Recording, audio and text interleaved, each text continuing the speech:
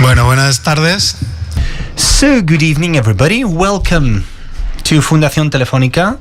My name is Pablo Gonzalo. I'm in charge of the Knowledge and Digital Culture section at the Foundation.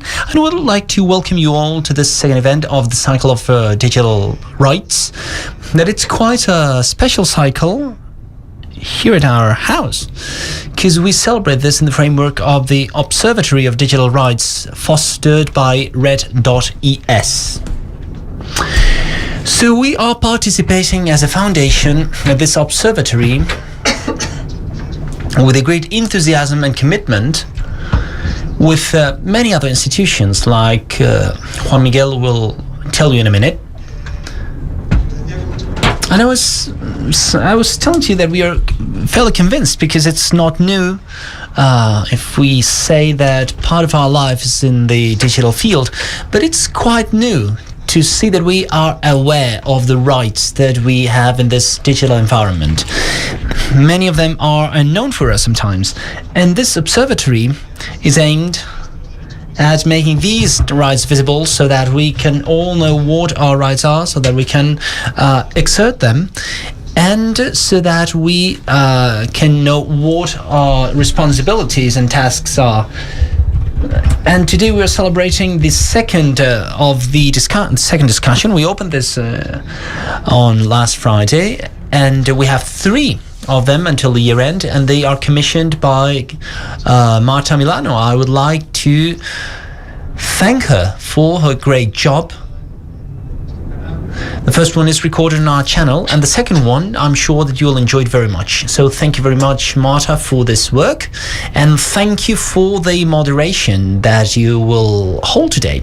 And I think that we are going to enjoy it very much. I won't introduce the speakers because Marta will do that in a minute, but I would like to say thank you to Evgeny Morozov. Thank you very much for being with us, and thanks to Marina Otero. Thank you very much too. And without further ado, I would like to say thank you to Red.es and every entity that is sponsoring us at this observatory.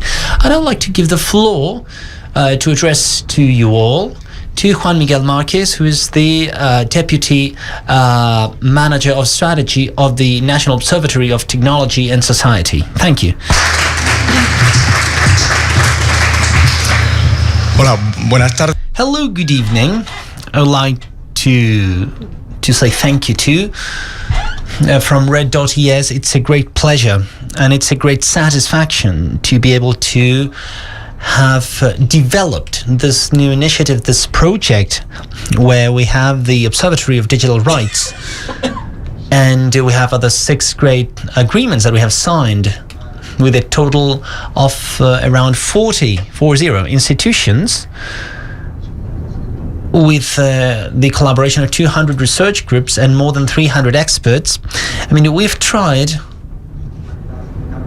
to tackle digital rights through not through the knowledge of some people, but through public discussion, to try to create a network that integrates people from the academic world, every stakeholder, so that everything's consolidated at an observatory of digital rights that helps us with one of the problems that, as far as we're concerned, is one of the most serious ones: the lack of knowledge that people have in terms that they have rights in the digital world. Every right they have in the non-digital world is still existing in the digital world.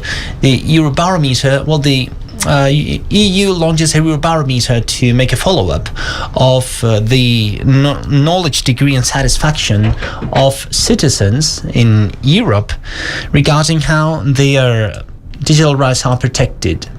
Step by step, we see how the level of knowledge of digital rights increases, but very slowly. So 2 years ago, in just 1 year, it grew just a couple of points. Those are 35% of European citizens that doesn't know that they have digital rights. They don't know that their rights are applicable in the digital world too. And the most concerning thing would be that, together with that, the lack of knowledge in the fact of governments and public institutions have capacity to guarantee the rights in these fields has decreased. So we think that this situation is a good starting point for this initiative. It's not that we are subsidizing, we are not contracting any work. We are trying to collaborate with every stakeholder, with everybody that wants to join us in this task. And it really makes sense. This initiative, I mean, one of them, as Pablo has said, goes through specific discussions, debate forums, etc. And it's present in many fields, but maybe I'm quite attached to this one, although I shouldn't say this because it is a one that is open not to experts, to interested parties, but to the society as a whole. So I just can't say anything but thanks to Marta for moderating these discussions and talks. And thanks to every participants at today's event, and the ones that have come along and the ones that will come along. I encourage you to keep on coming, because besides these three, we'll have another set of discussions next year, and the debate that Marta has prepared with both speakers is interesting for you. Thank you.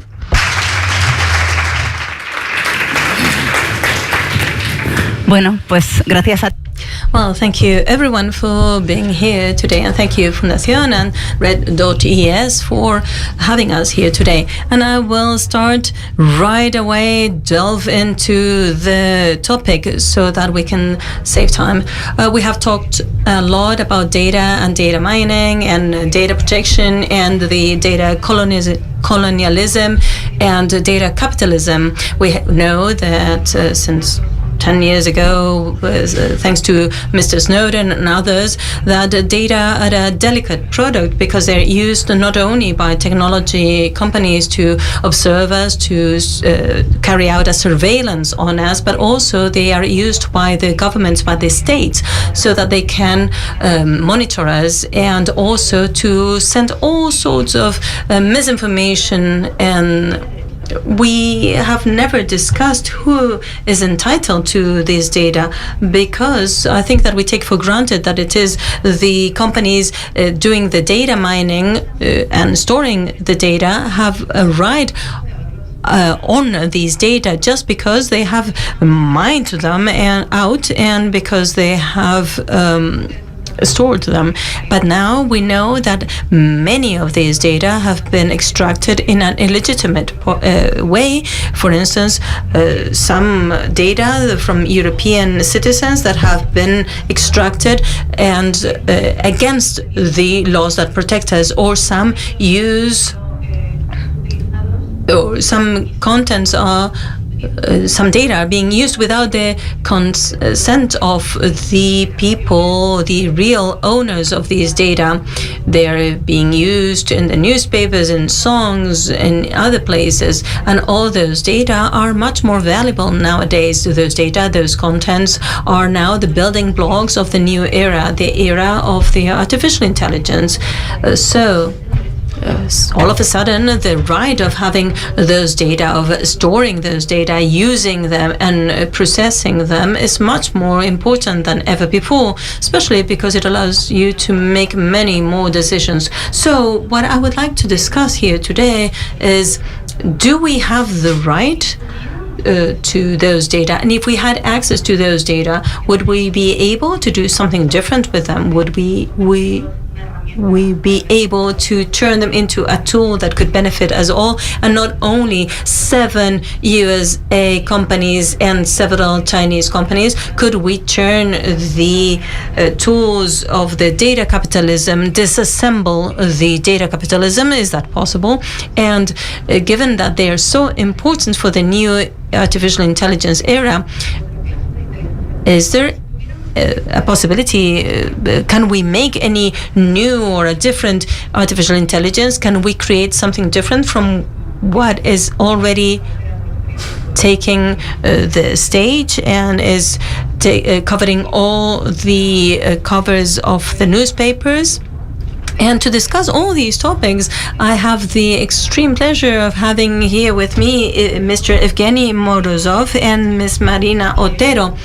I do not really like to read the guests' biographies before we start these conversations, but because I take for granted that you know who you are listening to today. But I would like to talk about why these people are here on this stage today. Evgeny, besides being my favorite thinker about technology and one of the most interesting minds in the field of contemporary thinking, has also written books about capitalism of surveillance, although his titles are different. And he has also written a book where he already presented many of the topics that have been under discussion in the following decade. And he has also published a text that I found was very enlightening, that had to do with socializing the databases. And in this text, he talked about the necessity of turning those databases in a resource that would enable us to do important things for us all. And in the last 10 years, he has been working on something very unique. On top of criticizing this techno-optimism and this technological progress that is very linear, he has been exploring potential alternatives to the prevailing technologies of our times that actually existed, but that for some reason are not prevailing at the moment. So welcome, Evgeny. Thanks for coming here. Can we socialize the data centers? I think so. Do you want me to start answering? Yes. I was going to introduce her later, but I wanted to introduce her later, but Marina Otero is an extremely young architect who lives in Madrid, New York, and the Netherlands nowadays. And in the past years, she has been exploring in depth the architecture of the data centers that are clearly the new architecture of the 21st century, because they take more and more floor, they occupy a larger footprint, and they do many more things. Today, she is going to explain to us the consequences of that concentration of data and the possibilities of creating alternative infrastructures that are more useful, or that can be at least a little bit less destructive. Welcome, Marina. So going back to Evgeny, can we socialize those data? Would that be useful at all? Claro que sí, pero of course, yes, but this article that I wrote, well, my Spanish is a mix between Portuguese, Italian, and French. So I think that I can't guarantee that everything that I would say will be grammatically correct, but it will be understandable, okay? So, the article that I published in Literature Review was in 2015, I think. So it's almost 10 years since I started to speak about this. Of course, we've socialized many other infrastructures in the last decades. So the problem is not if we can or not. The point, to me, is what development model can we use in order to take advantage of these data. What we're missing now is not an alternative property regime of data. It's about developing things in a very short period of time. The problem is the lack of alternative models to manage the public services, because the prevailing paradigm is the neoliberalism of privatizing everything. So to nationalize, to socialize the data centers without developing alternative services and alternative models at the same time to manage public services and to defend the existing models, to me, it would be useless. So speaking about data, almost 10 years after publishing that original article, is not very useful because it could mystify the discussion we have to hold. Because I don't think that communicating this utopic idea, or after the data socialization, we're going to get to a socialist paradise. And this is not going to happen, I think. So, discussion we have to hold is a wider discussion about the policies of infrastructures and services to see which ones can be improved with data. But speaking about data without this context, it would be not only useless, but it can also create a sense of politicization. Politicization of the data. No data. Public discussion about how we have to manage health, transport, teaching, all the stuff. Because data, I mean, it's not necessary to socialize data centers.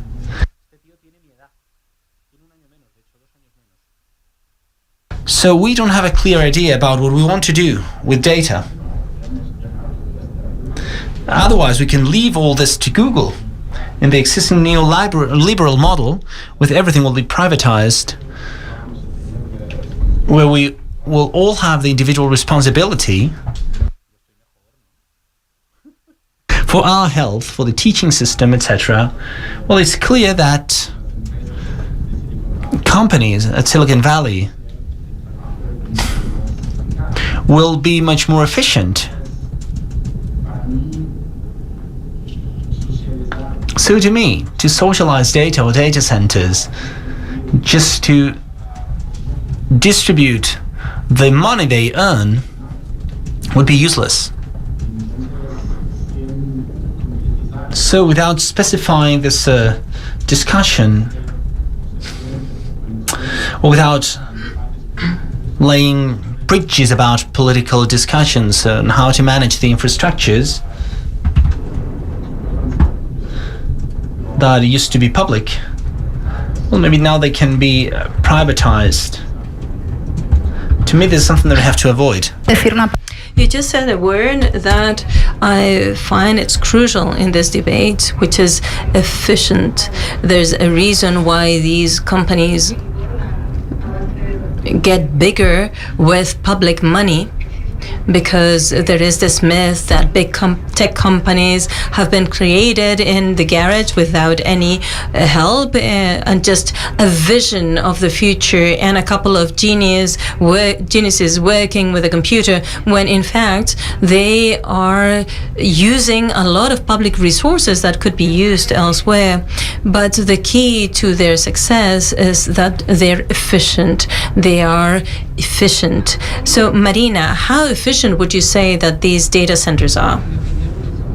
Well, in my opinion, they're not very efficient. If we look at the news and we hear that the data centers require many nuclear plants in order to respond to their energy requirements and the requirements of AI. So I think that they're clearly inefficient. I believe that these architectures use up a lot of power, a lot of water, a lot of resources, and the benefit that they provide to their environment and, broadly speaking, to the citizenship is quite under discussion.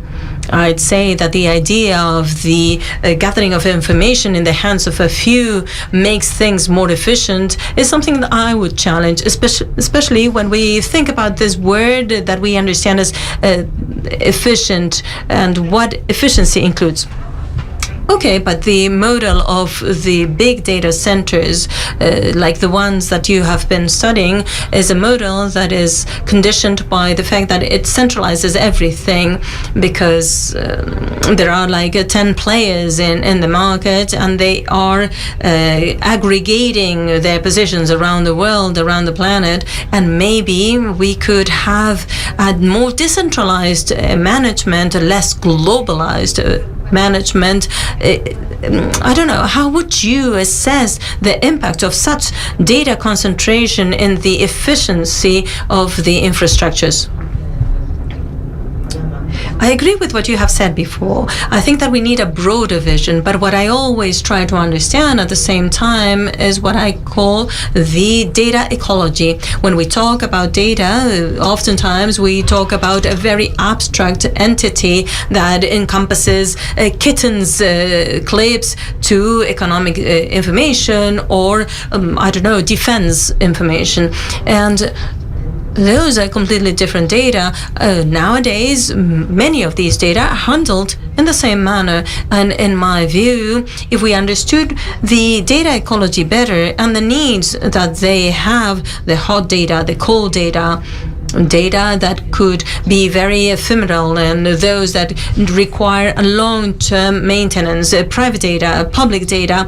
With all this, we can start understanding the infrastructures that are necessary to maintain those data and to handle those data. So from that perspective, I believe that big data centers are gathering a lot from many different types, because this is very useful for them to build their databases, to train their language models, or with which they can sell as online products.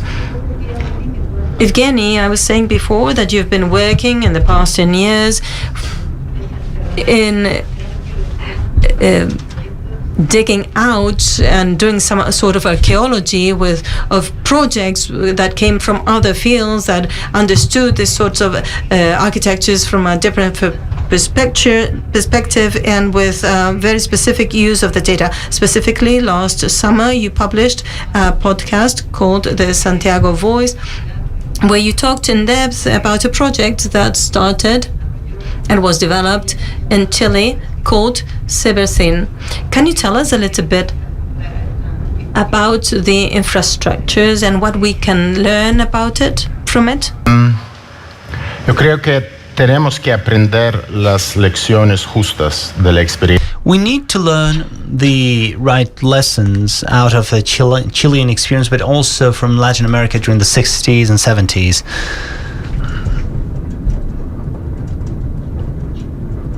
So in the podcast, I don't only speak about Chile, but also Argentina and Brazil before the coup d'etat. So Project 5, as it is known in Spanish, Proyecto 5, Cybersyn, is an abbreviation of cybernetic synergy in English. So it was a project to involve Chilean workers in the management of state industry by using the old computers, because we are speaking about the early 70s, and the idea was to use a very old network of telex. Now it is forgotten. It's not something that we are talking about, but a communication network to convey data from factories, from state factories, to our computation center in Santiago, to decide what factories needed an intervention and what didn't. in terms of management. I mean, we are speaking about a management intervention in this sense. So the most interesting part was the model of each factory that they have previously developed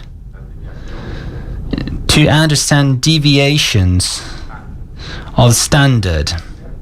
Because to understand what factories need these interventions, it's necessary to understand what counts as the regular state. So they've asked the workers to contribute their knowledge about the production processes and to produce 10 parameters that they were constantly monitoring at the factories, as I explained, in order to send data to this computation center subsequently. Maybe this could seem a very esoteric project or irrelevant,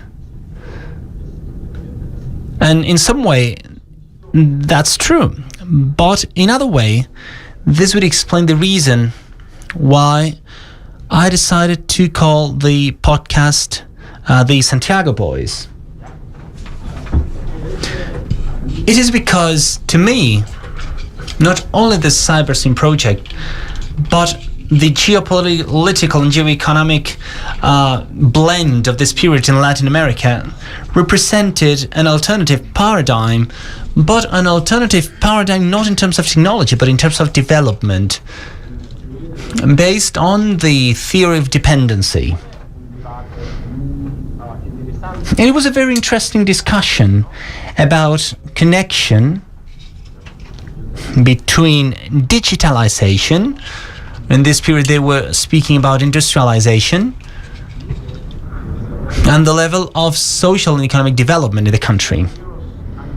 So what they've discovered in Latin America before the coup d'etat in every almost country is that industrialization of the economy does not mean social progress or cultural progress, but it can also mean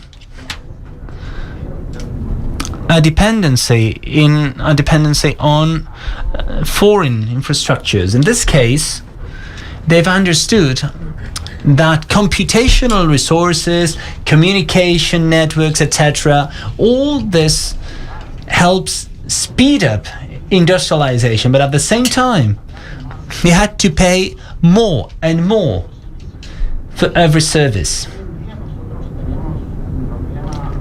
Today we have quite a similar problem, because on the one hand we can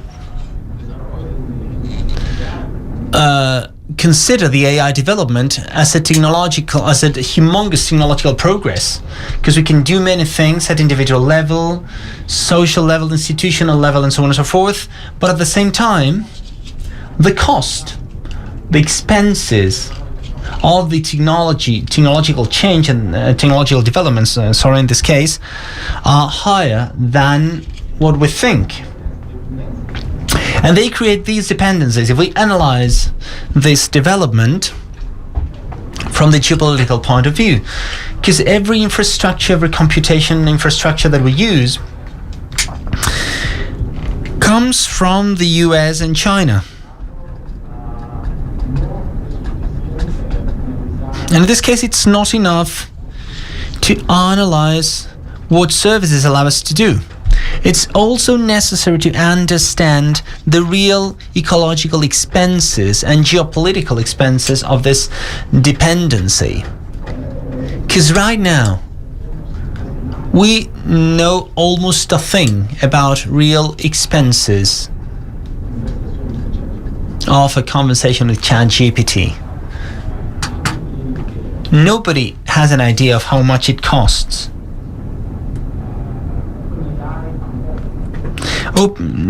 Neither has OpenAI. Many expenses they have when offering this service, many of these expenses are covered by venture capitalists.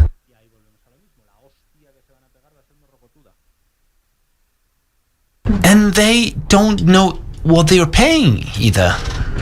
in order to offer these services. I think that, to me, the experience, I'll leave it here, but to me the Chilean experience and the Latin American experience represented a challenge to the neoliberal model that arrived a little bit later with Chicago Boys. So this is why, to me, to identify a group of radical engineers, of economists that analyze the theory of dependency as an alternative paradigm of geological development is very important, because it contains many lessons that we have to acknowledge. Cybersyn as a project, as a methodological project,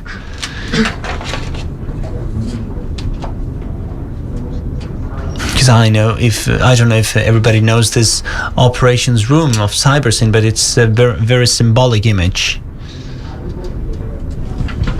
It's something that can be misinterpreted. It could be misinterpreted as a technology innovation, but it was a geopolitical and geo-economic and geotechnological innovation, if we want to squeeze it that way. So to analyze these technology systems without the historical and geopolitical and geo-technical context, it's absolutely useless. Because it's not enough to recreate a similar room of operations with similar chairs to those of Cybersyn. We have to think of the alternative development model too. And as I've said, it's the missing part in our contemporary discussion. This is why you said that data are not enough. You need the data, you need the infrastructure, having a social infrastructure, and that it has a goal. If I may add something, I understand the difference between all the technical and administrative management of data centers. In this sense, it's clear that we can discuss about the efficiency of managing data in a public or private way. But the data center management is a very different situation of the data property regime.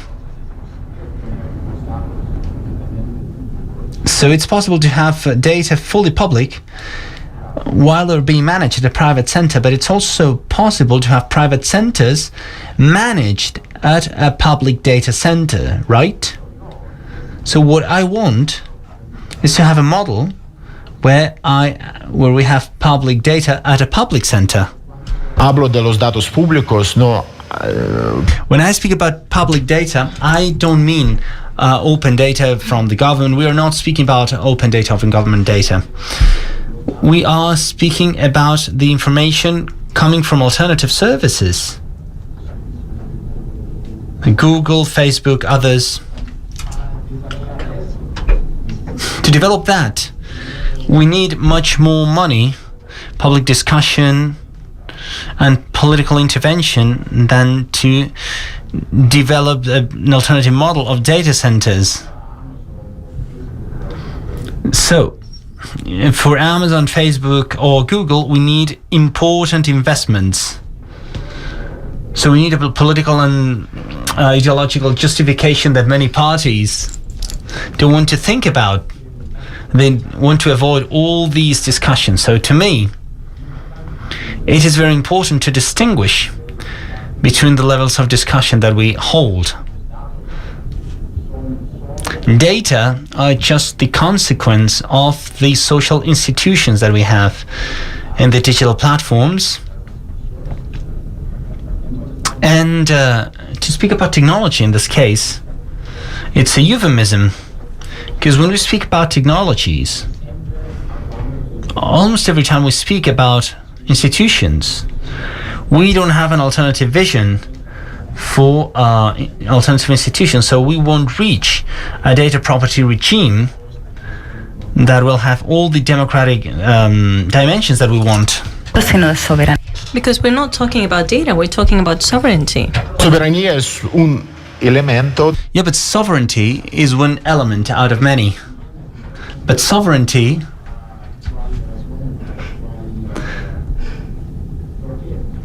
is important too. But, well, why sovereignty?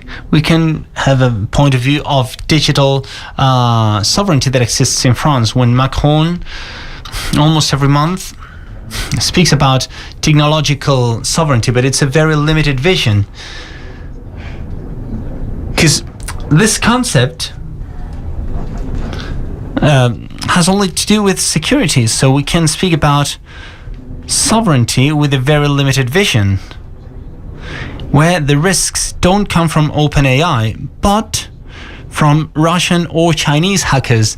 But to me, this is not enough. So you have to use these words in expressions like sovereignty with, we have to be very careful. Well, this project, as we all know, did not last long, and it ended abruptly. And in general, the development of these type of infrastructures, alternative infrastructures, or the private or owned by Latin America, has not had long-lasting effect. But Marina has been working intently in investigating the data centers in Chile, and you describe this as the greatest data centers in the world. How did we move from one thing to the other? That is a very good question. I think that the Chicago Boys model is still quite alive. This is a country, Chile is a country where there are many neoliberal experiments depending on the government that is in place.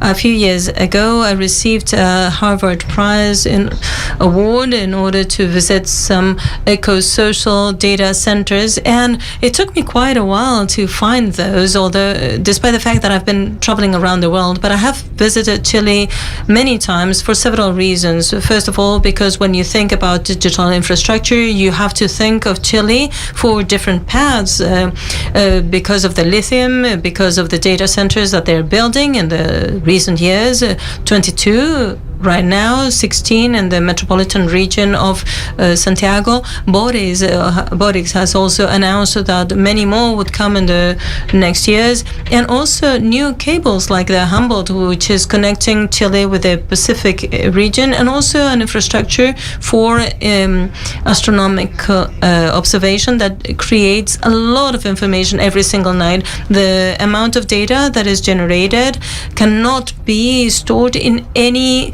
data centers. It's almost like an open tab that artificial intelligences are looking into all the time, so that they can grasp any nuance and determine which important information that is in the flow. So I spent some time investigating things related to lithium, and when I decided to go and work more into this, I found that there were many protests about the data centers in the metropolitan area of Santiago. There's one, for instance, one from Google, and others take up so much water, billions of liters every year, without taking into account the drought that the country is immersed into at the moment, and they're using the water reserves in spite of the citizenship. So there have been many movements in the community to ask for new models, and also to ask for these companies to be accountable for the use that they're doing, and to develop technologies that allow them to use less water. Because Google, for instance, does not use the same way of cooling their systems in Germany and in Chile. In Chile, they can be consuming more water and more power. Sometimes these protests have been successful, and Google has just interrupted one of the projects in order to develop a new, more efficient way of using the resources. And thanks to the participation and involvement of many big names and people like Evgeny, the current government has decided to establish a national plan for data centers in order to sustain the investment, because nobody wants to lag behind in this raise of the digital infrastructures development. But at the same time, we all want to be sustainable. It is hard to find balance. And within this context, I have been working with different communities and with the Chilean government in order to define this plan, and they will be introducing this plan in the week of the 15th of December, if I'm not mistaken. This is very exciting on the one hand, but I know that this will not be completely satisfying for us all. But at the same time, we can say that governments such as the Chilean one are realizing the difficulties that the data centers present in terms of consumption of resources and water and power, and they realize that they need to regulate this somehow. At any rate, this is not a solution for the problem to make data centers that are more consumption efficient, but since we're talking about Chile, for instance, they wanted to regulate the production of lithium and to make it national. And there's a lot of work to be done still in this field. Many of the economic interests are foreign interests, and this is the outlook that we see in many Latin American countries, and without even talking about what's going on in Argentina, which is a big question mark for the future. When we talk with the government about trying to change the models of the infrastructures at a national level, they fear that if they intervene in this sphere, the big companies will move on to the next country, to the neighboring countries. So we do not only need legislation at a national level, but also we need alliances that are cross-border and that can also present different data management models. In my case, I'm an architect, but I would say that this needs to be reflected also in different architectures for the data centers that need to be more public and more affordable. Well, all these comes with the fact that we're discussing companies that are exerting a monopoly of the market, and they have a very specific logic. They respond to this specific logic, and they have material consequences that countries such as Chile and others in Latin America need to absorb without ever having any sovereignty or any access to that revolution that they claim they do not want to be left behind. So on the one hand, there's zero sovereignty, zero voting right, but all the consequences. We talk a lot about power expenditure, water consumption, the extractive use of the data. But something we never discuss, or we don't discuss as often, is how the very nature of the extraction and the management of these data actually transform the technologies that come out of them. In the case of the datification, so to speak, of our lives that we have been experiencing in the past 20 years, what we have seen is that instead of turning them into more efficient technologies or more exciting, what we have done is we've compressed them in order to make them understandable by the machine. So we have been compressing our emotions to adapt ourselves to the emojis language, which is also machine language. So, Evgeny, I would like to ask you, in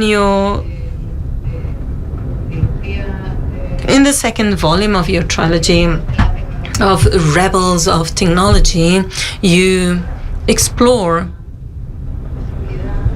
the possibility of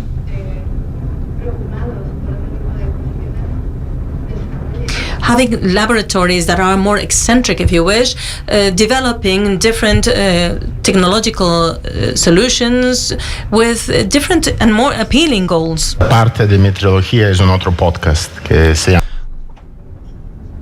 Well, the second volume is Sense of Rebel in my podcast. And it's also a project that has taken almost 10 years, because I started to work on this project in 2014. And I finished this summer. So I can't explain every detail of the project because it is very long, but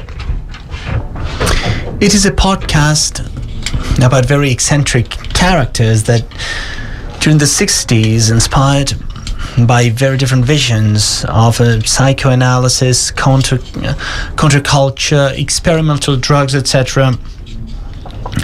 Started to experience or to experiment with interactive technologies, we could put it this way, in order to produce an ecological intelligence vision and not AI.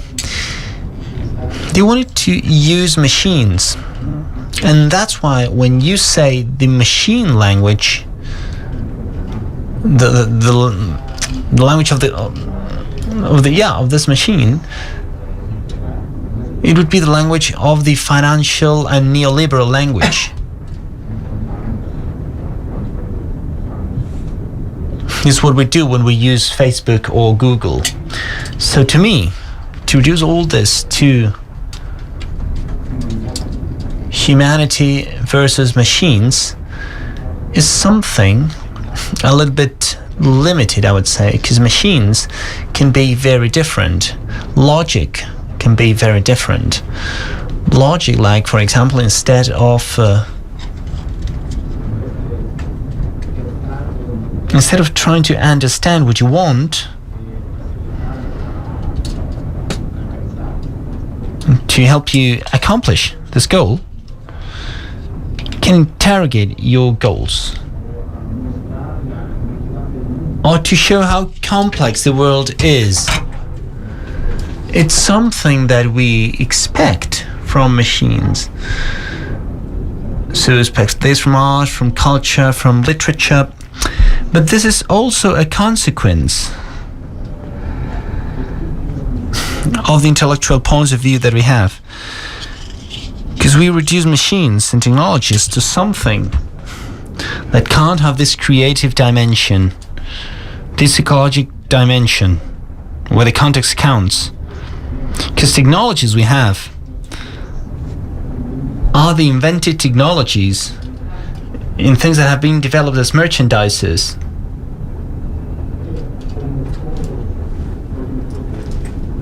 As products of this kind, Funcionar de mismo modo, de misma manera. they have to work the same way in every single context, in abstract context.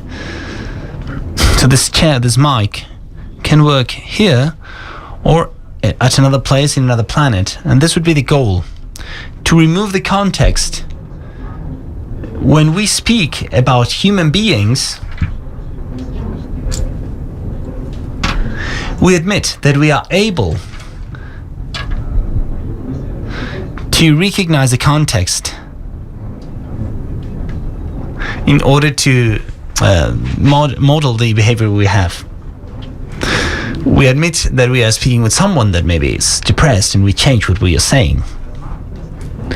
So the machines we have, Hoy, inspiradas por la inteligencia artificial, inspired by AI, can use story, or can use every single data to foresee the context.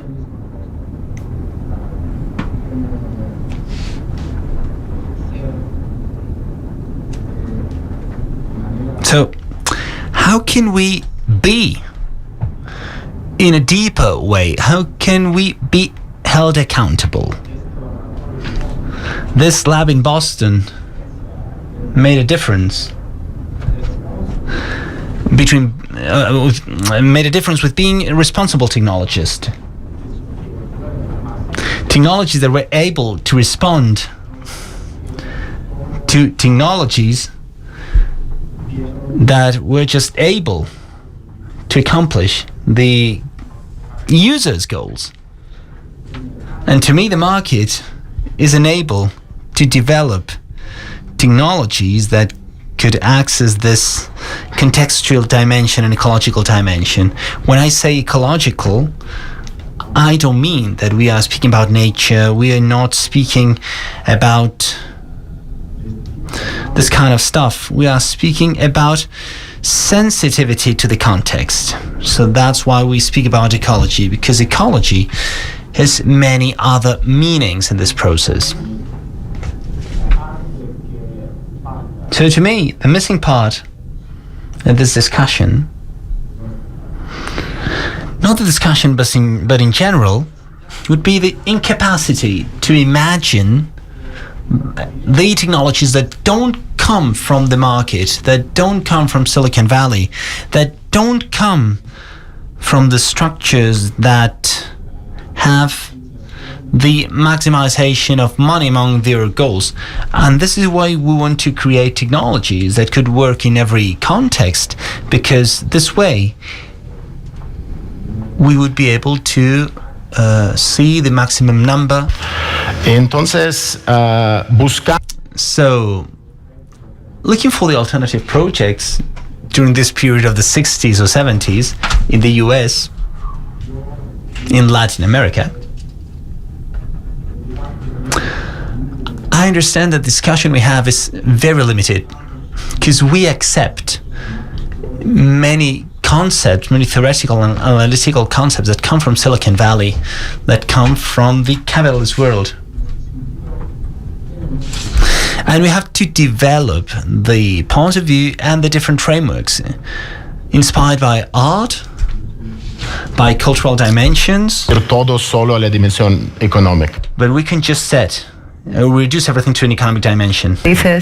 A very clear example of this that you're saying, and the difference between the artificial intelligence model that is being presented by companies such as Google and others, is compared to these laboratories that are full of psychiatrists and people interested in generating technology that helps us understand ourselves, not aimed at optimizing our production or helping us working faster or thinking in numbers faster, but actually knowing ourselves and become and expand ourselves from a personal perspective. And I think that one thing that we can mention is the hallucinations. The artificial intelligence models have this issue that when it comes to being integrated in the rest of the digital tools so that they can participate in all the processes that we are part of in the car, in the electrical appliances at home, etc.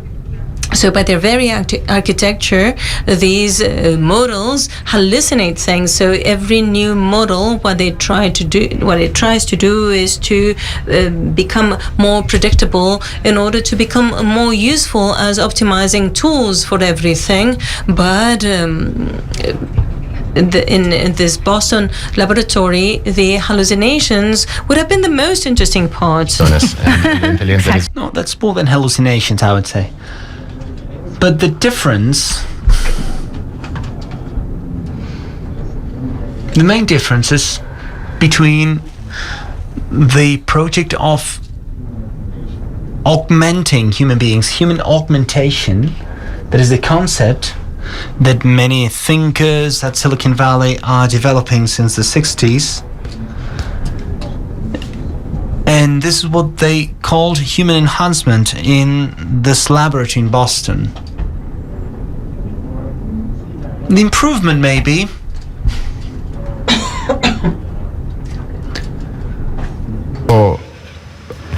la parte más importante en esta. The most important part in this context of human enhancement would be to develop the technological and social infrastructures in order to help us develop the deepest perceptions and the most artistic perceptions. So we should transform ourselves into these poets, into these artists that usually have the capacity of perceiving things in a very different way compared to regular people. So to me, technologies could be helpful in the sense, could help us create a different perception of the world that exists, according to which we exist, by visualizing the consequences of the decisions we make, by visualizing the alternatives that we have.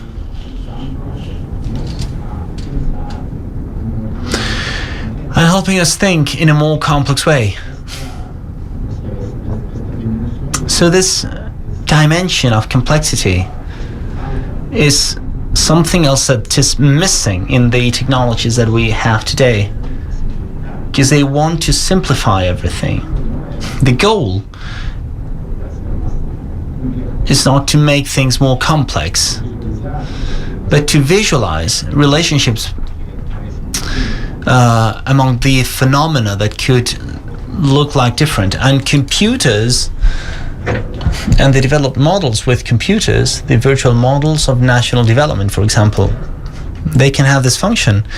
In Latin America, people like Oscar Varsavsky and many others at the beginning of the 70s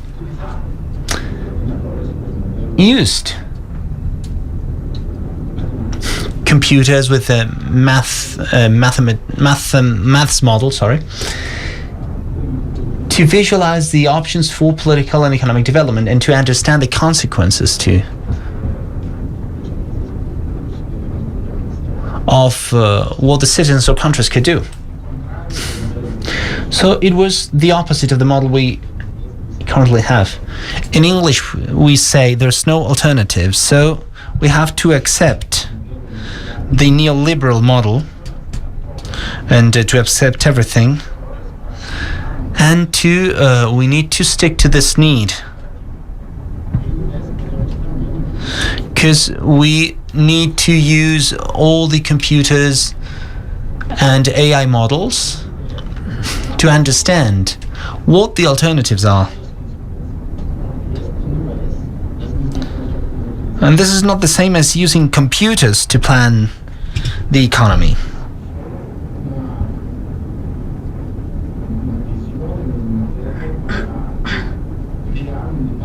So it's a model to create a public discussion and cultural and economic discussion about the alternative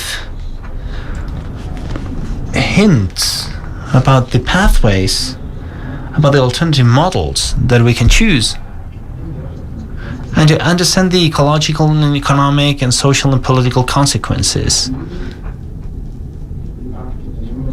To me, the discussion that we have in Silicon Valley, and now in Europe too, doesn't want to deal with this dimension that is more open to the future.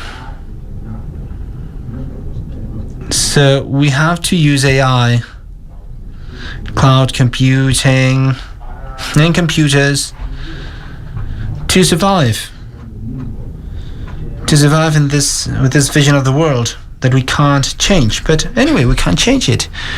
We have to use every device we have to visualize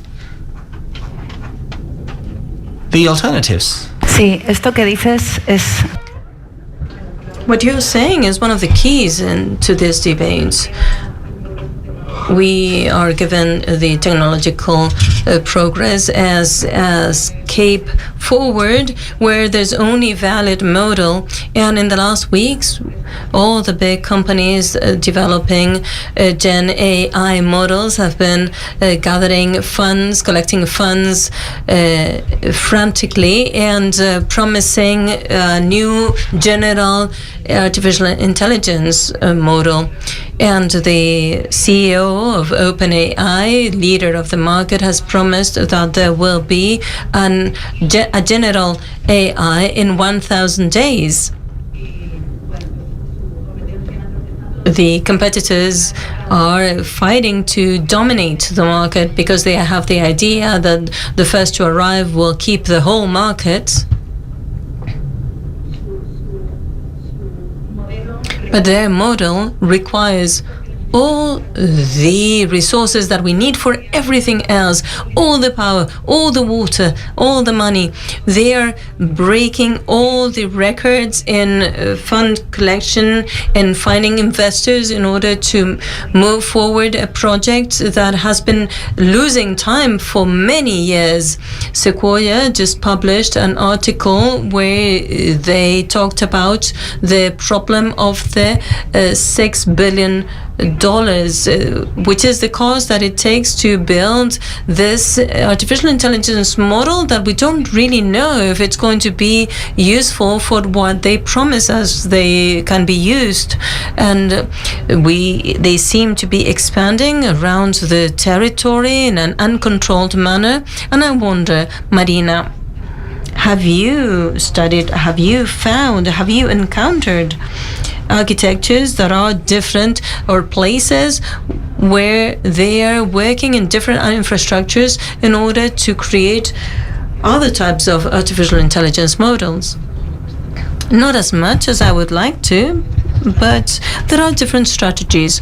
One of them, we call them mitigation strategies, to assume the data centers model as it is now, the conventional one, and then to mitigate its consumption or its emissions. So you have data centers that are using residual heat from the servers in order to, for instance, provide the climatization for the swimming pools. For instance, one of the swimming pools in the Paris Olympics used this type of heating, or to make greenhouses for growing lettuces or tomatoes, or to dry wood for biomass central power plants. In the heat of the debate, you always find this idea of using this heat in order to provide heating to households, but this does not remove the consumption that they have already exerted before. And we're only using this residual heat for other purposes. It is true that there are people working in decentralized model, alternative models that are more or less successful, but also we see that there is the Institute for the Public Interest Technology, such as Helen Richards or Hannah Rogers. I think these are very interesting projects. They are talking about feminist servers. They have a different consumption of what the digital infrastructure is and who it serves, and they might be very marginal compared to all these big devices that Google or Microsoft can provide. But I find it interesting to see that there are other models. Can you explain the difference between those models and the rest? Well, they're using open source coding and technologies, and they're trying to find this efficiency, the true efficiency, because we are talking about fake efficiency in general. For instance, when we talk about social media, they are made for us to lose as much time as possible, to capture our attention and to make us waste our time. I don't think relate this to efficiency. So they talk about a different way of relating with data. For instance, having slower servers. We don't always need the minimum latency. For instance, for people who are investing in the stock markets, these milliseconds might be important, but for other users, they are not so much so useful. I work also with architecture students, and we talk based on these examples about the resolutions that we might need. Is there a problem with seeing the pixels in a picture? And what are the political ideas behind the ideas of having a very high resolution? Or, for instance, when certain sources of power are not available, certain servers are not online. So we see that there are plenty of initiatives or that tell us that when there is no solar power, the websites work more slowly, or they don't present certain content. So We're talking again about the data ecology. What are the data that need to be permanently available and what don't need to be available 24 hours a day? And then once we decide this, we can consider what are the technologies that support this. This might look very silly, but there are commercial companies that have started doing decentralized data centers. For instance, there's a French company that has been developing some heaters that could be placed in the living room and that could provide free heating, because what they did, what Carnot, this French company, did was to rent the computing power of all these heaters, and they gave this to another company in exchange of free heating to the households. And the question was, what happens in the summer then? And Carnot said that they could adjust the functioning of the different nodes in the network to the different seasons of the year. But there are many other ways of understanding data centers and the relationship with data, both in terms of the physical infrastructure. Data centers do not need to be those gigantic infrastructures that do not relate directly with environment, if not with through the abstraction. And also we might consider alternative ways of efficiency. And I would also like to touch on this idea of sovereignty. I've been in contact with many people in Australia, in Chile, in communities that have been subjected to extreme monitoring and surveillance by the state and the different powers and authorities, for instance, indigenous communities. And they have developed the idea of the digital sovereignty for the indigenous communities. There are certain regulations that are being brought to the table, and in these conversations there's still something missing: the infrastructure serving those motivations, those ideas of sovereignty of these populations that have historically been subject of extractive activities and surveillance from the states. So it's also interesting to consider these legal frameworks, and also that there is a lack of infrastructures. The thinking behind them is not something that is very progressive or that is very much advanced. But I believe there are different changes that could be done by joining different ideas and having alternative models. But I think that sovereignty is one of these topics that is being questioned and challenged. Sovereignty at the individual level. Maybe we are also going back to that neoliberal model, thinking that the data belong to a big corporation, or they belong to the state, or they belong to the individual. Whereas I would like to think that the memory is something, and knowledge is something collective. How can we make this as broad as possible? How can have all this knowledge made accessible for the majority of the population? And sometimes when we talk about sovereignty, we might be misled and think into ownership of the data. That also talks about restrictive models related to private property that only sustain those other corporate models that are actually extracting. I like the example that you have mentioned about the data centers that can only work when there is power, when there is light, because the disruptive idea is that nobody should be ever working after 5 p.m. If you have a data center that only works when there is natural daylight, you would be following this natural timetable. And this is very disruptive in and by itself, because we're always working 24 hours a day. We're always aiming for efficiency when there are other perspectives, other ways of looking at things.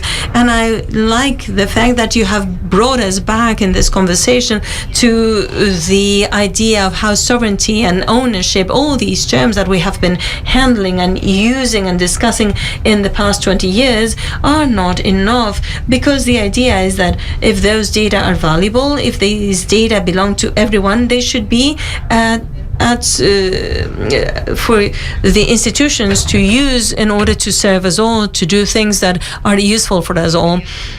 When Evgeny was talking, I wanted to give an example of sovereignty that is very close to my heart. I am a journalist, and I was lucky enough to create a digital newspaper in 2005, and we created something called CMS, which is the content managers that everyone has for, formatting the pages, the layouts, etc. And for many years, that CMS was something that we did with a team of 10 programmers. This was a luxury that before digital newspapers could afford. We could have journalists and programmers working together and creating the management tool for their work. And the CMS that we had was beautiful. It did exactly what we wanted and all that we wanted, because sometimes I couldn't, for instance, crop a picture to use that in a certain way, and I just had to go to the next room and ask them to work on this, because this was an useful feature. Now all the digital newspapers, especially the big ones, are using the CMS by the Washington Post that belongs to Jeff Bezos. Not only Washington Post belongs to him, but also the CMS. That means that all those processes depend on the Amazon servers, and that all the skills or the capabilities are enhanced, enlarged, or optimized by artificial intelligence created by Amazon, and that all the data are being processed by the Amazon servers, in the Amazon servers, and also that the tool itself is being transformed continuously, and to do things that they have not requested and that they had not thought of. So they have not only lost the sovereignty of everything that was important, but also they have lost the ability of creating the tool that they need, and they have been adapting to the tool that somebody, a single person, is creating somewhere else. And I think that this reflects a little bit what you were saying.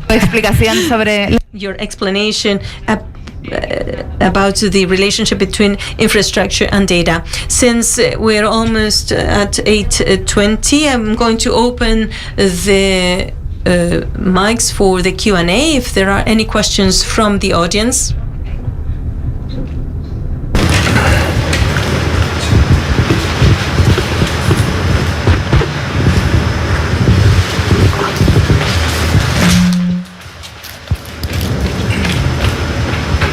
Ahora sí. La pregunta es para Evgeny. Question is for Evgeny.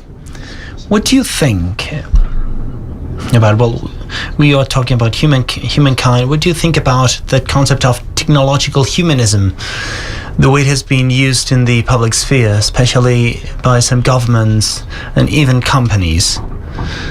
The concept of technological humanism, what do I think about that? Yep. Well, to me, it is very difficult to speak about this concept, because the perception that it exists in the political world is that we have to humanize technology and the technologies that we have. To me, this would be like humanizing markets or humanizing processes that we have to change at structural level, not only to accept these processes or to look for the methods to humanize them. So I think it's important to fix what Opera and Google are doing, but we need a more global point of view where technologies have this humanity at the core of their model, and not only as a consequence of regulation.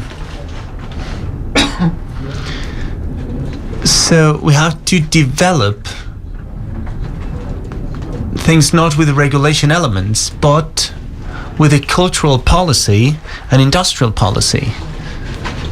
Because we speak about a part of the welfare state that has to exist. the cultural infrastructures, digital infrastructures, because we have libraries, we have universities, we have many infrastructures that we've decided to have besides the logic of the market. But when we speak about digital infrastructures, this perception does not exist, because since the very beginning, the perception of digitalization was that this is a process, this is a logic that has its own autonomy, and we can't control it, we can't imagine it in a different way. I think that this is quite a fake rhetoric.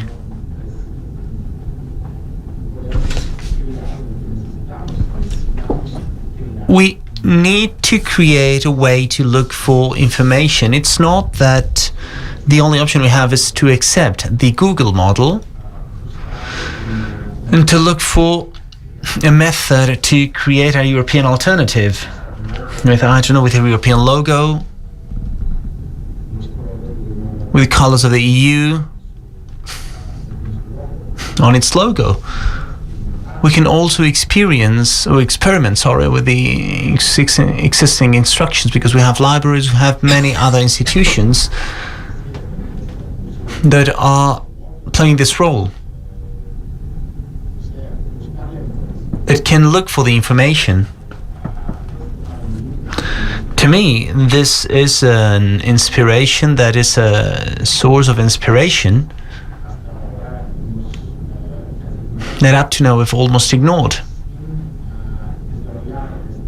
And without developing this part, this non-existing part of the well-being state, it would be very difficult to create this technology, humanism, that is not just a very weak version of Silicon Valley's technologism. Marina? Claro, las conversaciones.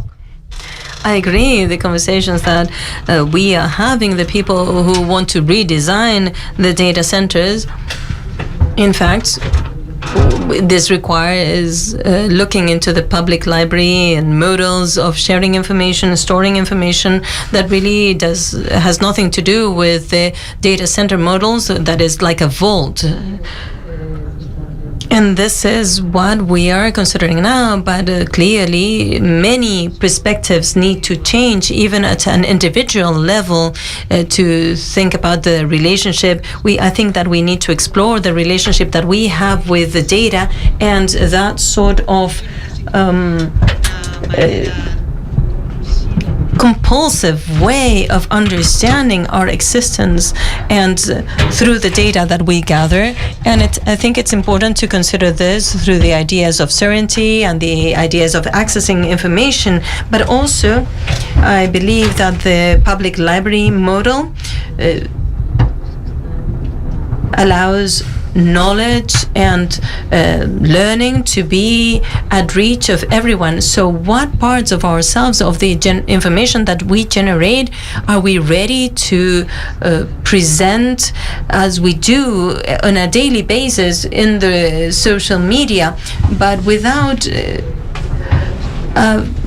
economic purpose, but as understanding ourselves as part of a community. And this is complicated because on the one hand we have this space at a geopolitical level, at a corporate level, legal level, but at the same time there are certain instincts, personal instincts that I believe are interesting in the way that we relate to information, and there's a lot of work to be done in this field in order to change those models.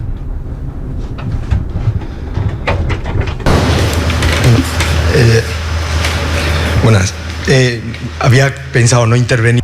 I wasn't thinking about taking the floor, but many things have been said that make it mandatory to me to intervene. Several things. First of all, I'm quite concerned about what I said before, about that low perception that we have about rights or actions to defend the rights in the digital world.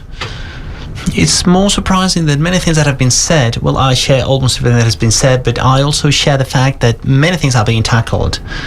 For example, right now in Europe, because almost every example is from outside Europe, the European Union is being fiercely criticized by all technological companies because it's being accused of an excessive regulation when saying what can be done and what can't be done. And almost every practice you've talked about would be included among the ones that can't be done in Europe.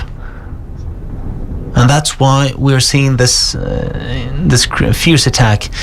It's like Europe was not going to be able to develop, partially because of that is caused that excessive regulation.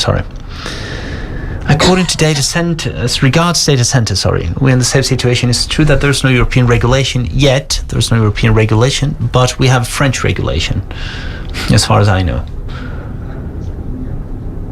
And to follow that line is one of the requirements that's being imposed, maybe in a slow way. And about the model change, I think that was quite interesting. Not really about saying, how can I control, how can I regulate what I have, and that's the only way possible. That technological determinism, there's no technological determinism, and there's other way to do things, and there's other way to use things. I would like to ask you if you can speak about the proposal made by the President of the European Commission of creating an AI CERN for artificial intelligence. The reasons that it uses for it is that change of the model that goes beyond technological humanism, understood as be good boys. It starts from the point that it's very difficult that the companies, because of the business model they have, they develop a respectful AI with a European regulation, and as we did with the CERN, would be to concentrate a great capacity of thinking, etc., to develop these models that is applicable to the sustainability side. So we tell companies you have to be efficient when using these technologies, but that's not enough. That's clear. We are seeing that if you set up something like the CERN, but with AI, you'll have the same needs, big calculation capacities, etc. You would have the possibility of fostering, as we did with the nuclear side, of fostering alternative methods, alternative uses, alternative designs. And I wanted to know your opinion. If you think that could help us solve part of the problem that was being set or not, maybe that's something inconceivable that won't get anywhere. Thank you. I think I'm quite skeptical about the possibility that the EU develops this kind of alternative model because of a very simple reason. AI, Gen AI, that has produced this great discussion in these last 2 years exists just because everything these companies do is illegal.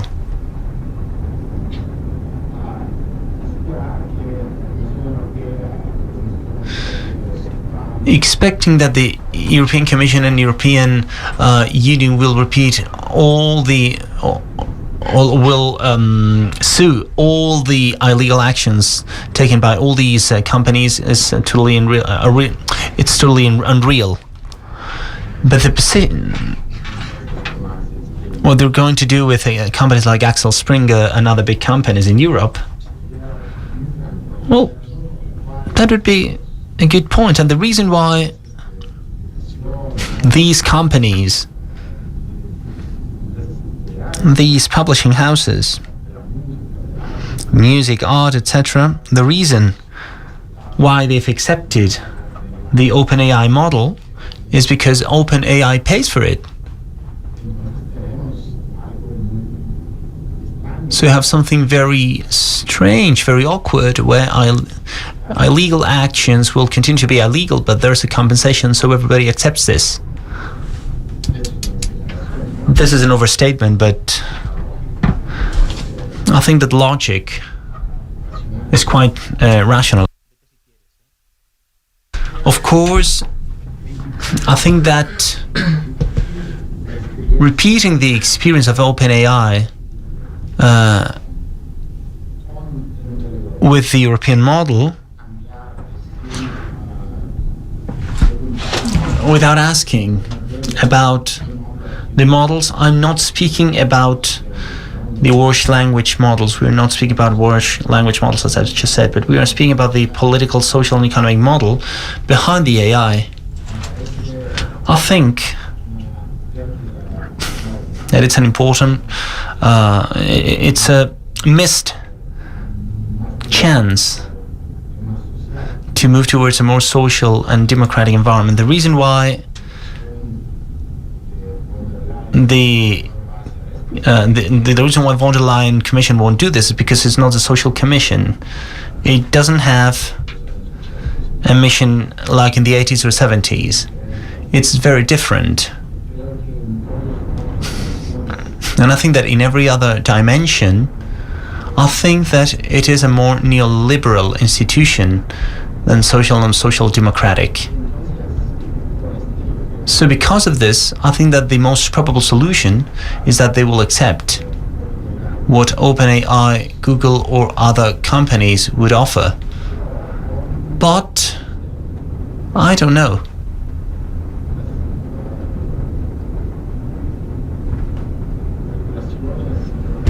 With the regulations, but also with conditions, with payment conditions and other mechanisms that would compensate because of this. So, as I said at the beginning, è un problema politico e non è un problema tecnologico. the problem is not a political issue. If we don't have a language now, if we don't have an analytical framework to criticize the AI companies for what they do in the political sense and economic sense, because we accept the main model that the digital infrastructures have to offer by private companies. Me parece. Se no, that's what I think. If not, we will end up with what we have in other dimensions of digital economy. It's clear that the right to be forgotten, of course, this exists in Spain. atmosfera, no? Las consecuencias. And it creates a very different consequences at the social level, but the model is the same. We're not contesting the presence of Google in our schools, in our computers, in our hospitals. To me, it's more important to contest all this instead of just looking for legal solutions in terms of regulation. Esta regulación.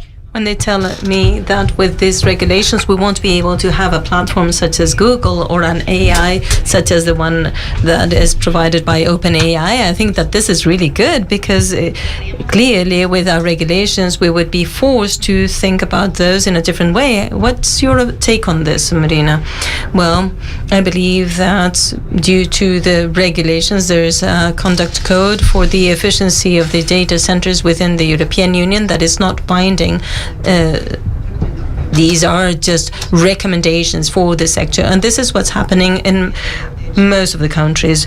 Actually, the national plan for data centers in Chile is also a way of incentivizing the changes in the sector, but it's not a real law. I'm looking forward to the royal decree that has been announced in Spain, because they pointed at a different model, but we have not received further information about this. There are countries such as Germany that are regulating the consumption, and in cities such as Amsterdam, it's been regulated. The position of the data centers are in places such as Dublin. We have had different periods for complying with the recommendations. So we are seeing changes, but these are only partial, and that they really do not tackle the problem as a whole, which is a very sizable problem at the moment, very clearly. The European Union contradicts itself all the time, because on the one hand, they have these policies for the Green New Deal, efficiency, ecology, and on the other hand, they want to become independent from the energy perspective and also from the production perspective. So they're opening lithium mines in Portugal. There are certain projects underway in Spain and refineries, and nobody seems to care when they talk about millions of investment in data centers, when there is a context of drought in many countries. When I see that the government is celebrating the creation of data centers in Spain and the investment on them, when we have gone through several months where there was a lack of water, I really am nearing panic, because I wonder if we don't really have a broader view that encompasses all the complexities and that takes into account all the relations between all these elements. And I think that this is also happening at the European level. And at least that is what I see in the policies that are being brought about in different regions. And this is why I believe that we need a more structured thinking with regards to the impact of such infrastructures at an economic level, environmental level, etc. There are certain protections that are higher than in other areas, but I believe that they are not enough at the moment. We have time for one last question. Gracias. Hablabais de lo importante que...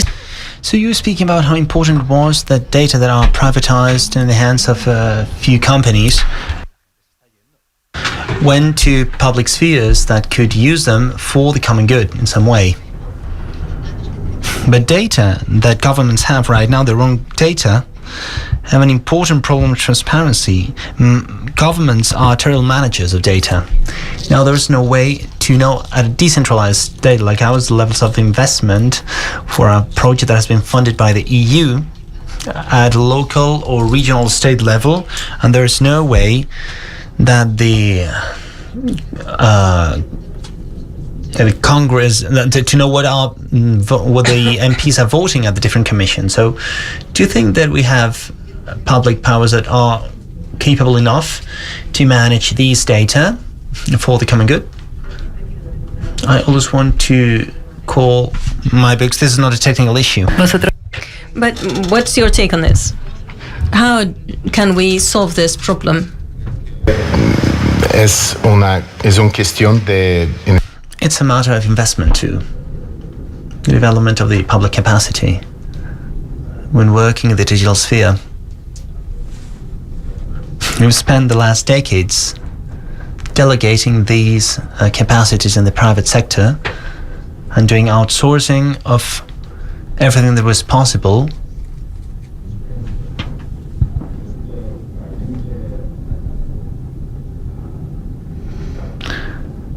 And this has clearly weakened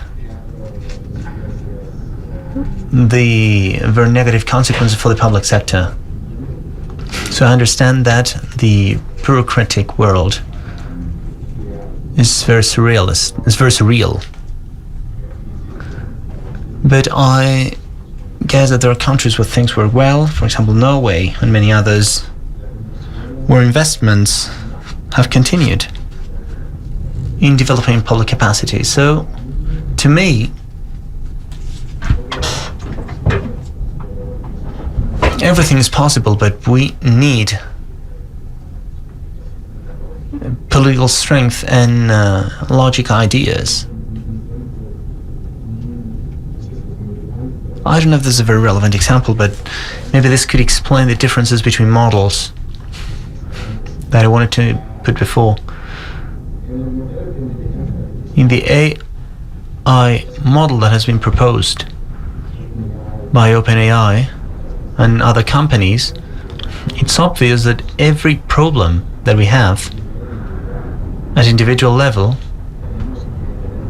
we have to solve them in an individual way. So now I don't have to learn how to program, how to code, that I can ask ChatGPT, and ChatGPT will do this work for me to generate a code that I can use later without knowing anything about coding. But the problem here is that we solve every problem in an individual way.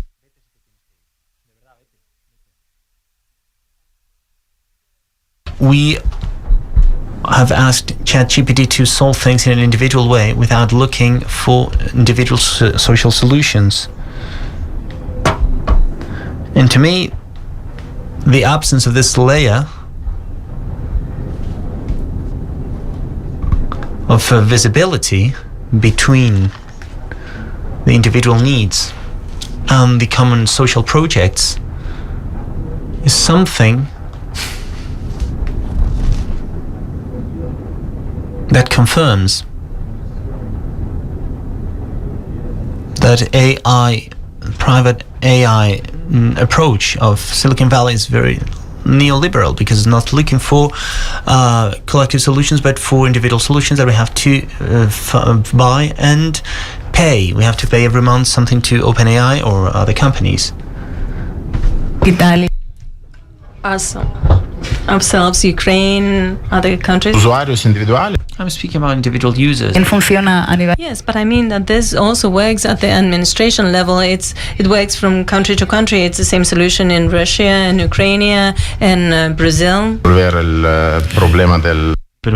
we have to solve the cosmopolitanism, global cosmopolitanism.